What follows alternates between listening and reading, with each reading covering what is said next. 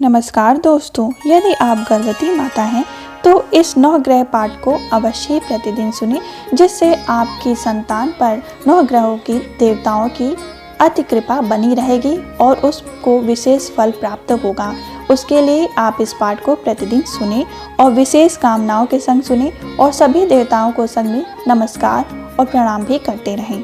आइए हम पाठ करते हैं। सूर्य ग्रहों में प्रथम परिगणित अदिति के पुत्र तथा विश्व की रक्षा करने वाले भगवान सूर्य विषम स्थान जनित मेरी पीड़ा का हरण करें।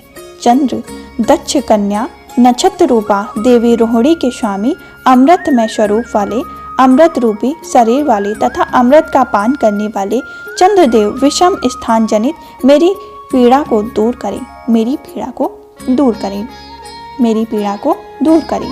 मंगल भूमि के पुत्र महान तेजस्वी के जगत को भय प्रदान करने वाले वृष्टि करने वाले तथा वृष्टि का हरण करने वाले मंगल ग्रहजन मेरी पीड़ा का हरण करें। बुध जगत में उत्पाद करने वाले महान धुति से संपन्न सूर्य का प्रिय करने वाले विद्वान तथा चंद्रमा के पुत्र बधु मेरी पीड़ा का निवारण करें। मेरी पीड़ा का निवारण करें।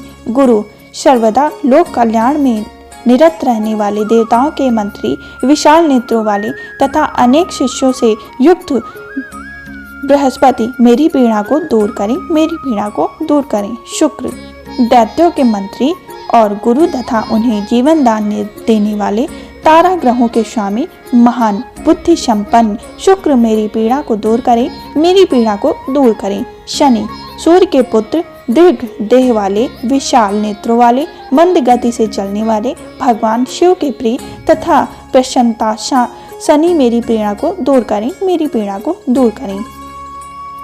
राहु विविध रूप तथा वर्ण वाले सैकड़ों तथा हजारों आंखों वाले जगत के लिए उत्पादन स्वरूप तमोमय राहु मेरी पीड़ा का हरण करें। मेरी पीड़ा का हरण करें।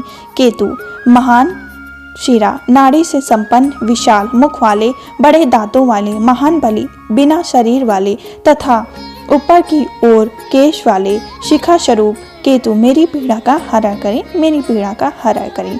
दोस्तों, आप इस पाठ को प्रतिदिन प्रातःकाल अवश्य सुने, जिससे आपके बालक पर इन 9 ग्रहों की विशेष दृष्टि रहे और उसका विशेष फल प्राप्त हो। सूर्य के से आपको क्या फल प्राप्त होगा वो भी हम आपको अवश्य ही बताएंगे। सूर्य की कृपा होने पर आपके बालक को यदि वह जन्म लेता है तो बहुत ही तेजस्वी और बहुत ही ज्ञानी होता है।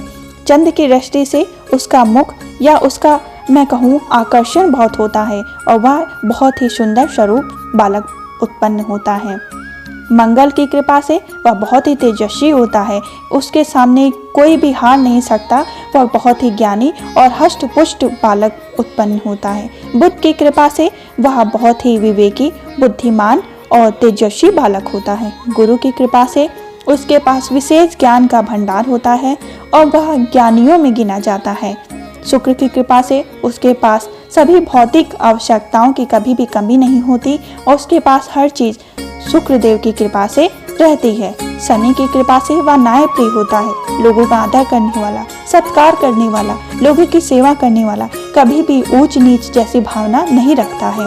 राहु की कृपा से उसके हमेशा सभी मित्र बने रहते हैं, सभी उसकी ओर आकर्षित रहते हैं, सभी उसका ध्यान रखते हैं, सभी उसके आगे झुके रहते हैं। केतु की कृपा से वह लोगों का सम्मान करने वाला, बड़े बूढ़ों का आदर करने वाला एवं समस्त लोगों के कल्याण करने के लिए राह पर ही चलता है।